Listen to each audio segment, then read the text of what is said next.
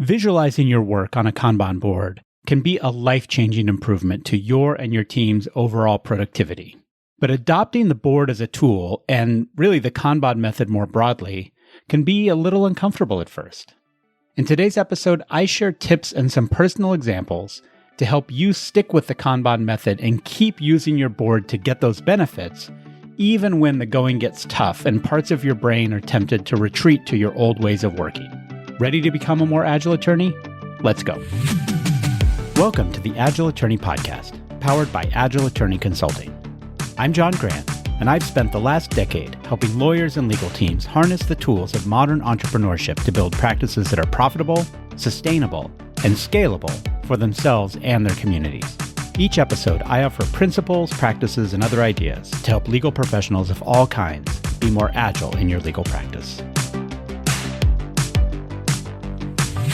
Hey everyone, welcome back to the podcast. I'm going to keep things a little brief this week since this episode is coming out on a national holiday here in the US. Hopefully you are enjoying the day, celebrating, spending time with friends and loved ones. But I did want to hit on a quick topic that's come up a fair bit lately with some of my clients, especially ones who are newer to the Kanban method.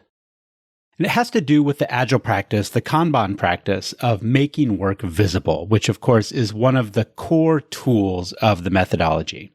It's not the only one. There's lots of things you can do in Agile and Kanban that don't involve a Kanban board, but making work visible via the Kanban board is this magical step, really, that helps people understand and visualize their work and their workflows and process them in ways that they're not doing currently or that they weren't doing before.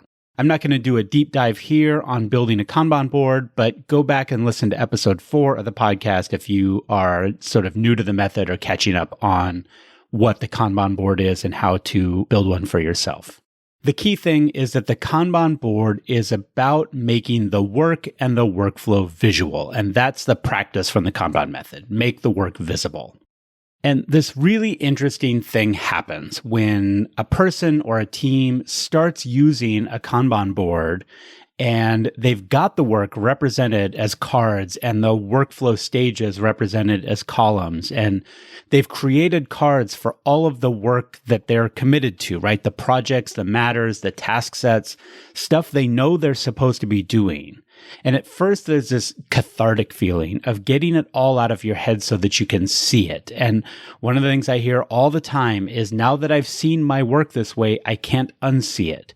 And initially, it can provide a sense of calm and sort of understanding and order, that this mental burden that you've been carrying around in your head becomes externally visible and your brain can process it and think about it in a different way. And it really is sort of magical when you first recognize and understand your work in this visual way.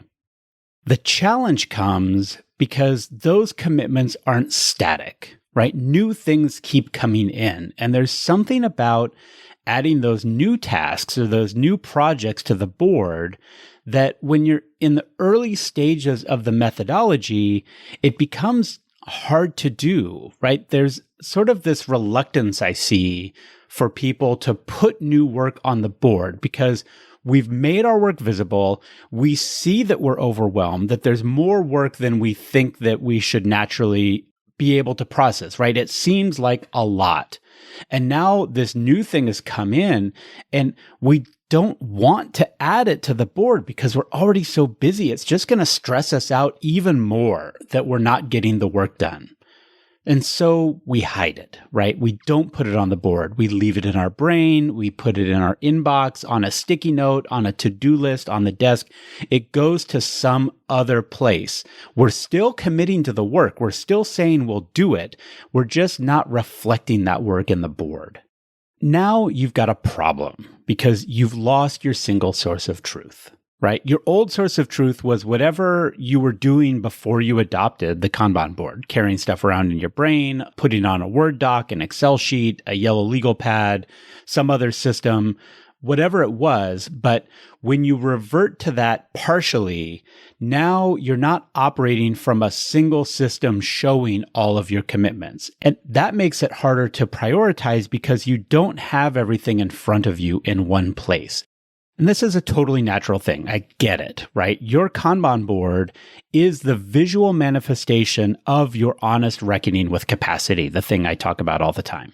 It makes it easy to see when you're overcommitted. But there's this other part of your brain that's tied to your old ways of working, of taking on too much work. And that's your comfort zone, even if it's a not optimal comfort zone.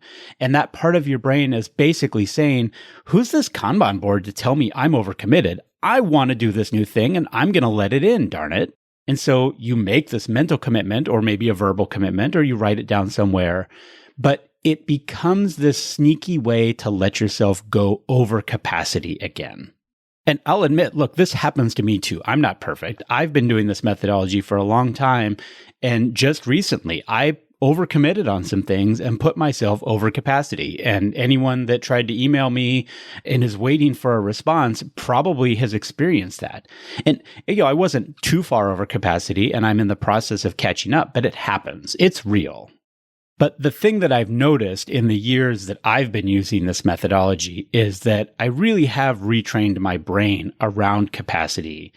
And so a couple of things are true that I've learned how to do. Number one, even when I write stuff down and I still take physical notes, I still have sticky notes that I will jot down things on, but then I take a beat and every so often, maybe ideally once a day, but at least, a couple, 3 times a week, I will collect those things and put them back onto the Kanban board so that all of my work is in a single place. I do the same thing from my inbox, right? If there is something that someone is asking of me or that I've committed to do that comes in through my email, I will transfer that email or at least get the gist of it onto my Kanban board so that all of my commitments are present and in front of me in one place.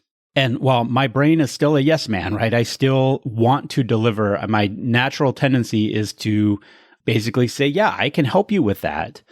What putting the work on the board does and using the board on a regular basis does is create a feedback loop where my brain at a more intellectual level is able to say, oh gosh, no, I need to put a pause on that. I need to be more careful about the new commitments I make because I've already got a lot of balls in the air and I'm not going to be able to deliver them if I keep taking on more work. But the thing I see with my clients, and again, especially my newer clients, is they know, and I'm telling them that making the work visible is going to help them with their overall productivity, with their workflows, and really help tame that overburden, that overwhelm that they're feeling. But part of their brain just doesn't believe it yet, right? They're still taking on new work, but they're not putting it on the board. And that means they're continuing to put themselves over capacity. Or worse, right? The board is reflecting back this sort of maybe personal shortcoming or, whatever. It's basically saying, look, you keep putting yourself over capacity and the board is a manifestation of that. And so they're basically saying, I don't want to feel bad about myself, so I'm going to feel bad about the board and I'm going to stop looking at the board. And it's this kind of funny spiral, right? The initial board looks great when they set it up, the work is visible and it's empowering. And then after using it for a couple of weeks or a couple of months, there's so much work on there that it gets almost depressing or sort of demotivating because it's reflecting the overburden and you don't want to look at it. And I get that. And again, then they wind up reverting back to carrying stuff around in their head or their physical notes or their inbox. And now you've got this source of truth problem. So what do you do about it when you're experiencing that sort of tendency, this very natural tendency to avoid looking at the thing that is causing you pain or that is reflecting your pain back onto you? And at a blunt level, honestly, you kind of just got to power through, right? As you adopt the new methodology and the tool, and this is anything about a new methodology, it's not going to feel great. There's always this sort of trough of discomfort or just where you're really not completely sure that this new thing is going to work. And it's really easy when you get into that trough to retreat back to your old ways of working. And I guarantee you there is light and happiness and goodness on the other side, not perfection, right? It's always going to be a little bit of a tension, but if you just power through, it is going to get better. And I think there are some things about the Kanban method and the Kanban board that help create a positive feedback loop as well, right? Moving a card to done and seeing that work stack up is uniquely satisfying, right? Some of the tools will maybe give you a little confetti spray or, other like positive feedback when you move something to done. And that's cute. But really just seeing the work in the done column and that physical act, even if it's just dragging a mouse or a trackpad of moving the card into done is, a lot of people tell me, and I think this is true for me too, it's more satisfying than checking something off on a checklist or scratching it out on the checklist, which a lot of people like to do, because you can really see the done work stack up and that feels good. So lean into that, right? Go seeking that positive feedback loop of, oh, it feels so good to get work done, rather than the sort of negative thing that is to the left of done, which is, oh my gosh, I have so much work to do. And when you see all that work to do, sometimes you want to hide from it, right? You want to close the tab or put it behind another window or, just avoid it entirely. And again, I get it, but try to make sure, maybe put something on your calendar that says, I'm going to check this, commit to doing it every day or at least several times a week, and that'll help.